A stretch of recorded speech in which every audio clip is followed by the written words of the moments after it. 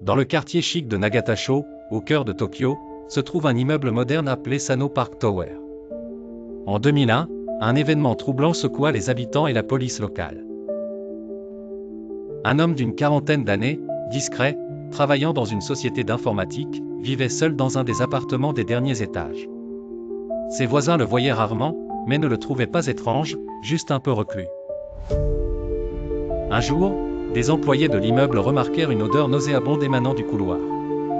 Pensant à un problème de plomberie, ils appelèrent un technicien. Ce dernier localisa l'origine de l'odeur, la porte de l'homme. Il frappa, appela, rien. La police fut appelée. En entrant dans l'appartement, les agents trouvèrent une scène qui les glaça. Le corps de l'homme était assis dans son fauteuil, complètement momifié. Selon les médecins légistes, il était mort depuis plus de 3 ans.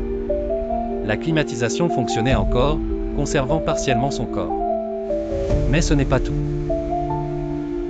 Son ordinateur était toujours allumé, tournant en boucle un écran de veille étrange, une forêt obscure, avec des bruits d'arbres qui craquent. Une pile de journaux livrés s'entassait chaque jour derrière la porte, jamais ramassés. Et le plus étrange, ces factures étaient toujours payées automatiquement grâce à un système bancaire mis en place avant sa mort.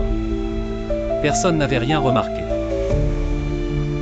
Ce qui effraie encore les résidents, c'est que plusieurs locataires après lui ont signalé des phénomènes étranges dans l'appartement, des bruits de clavier la nuit. Une odeur soudaine, comme de l'humidité ou de la moisissure.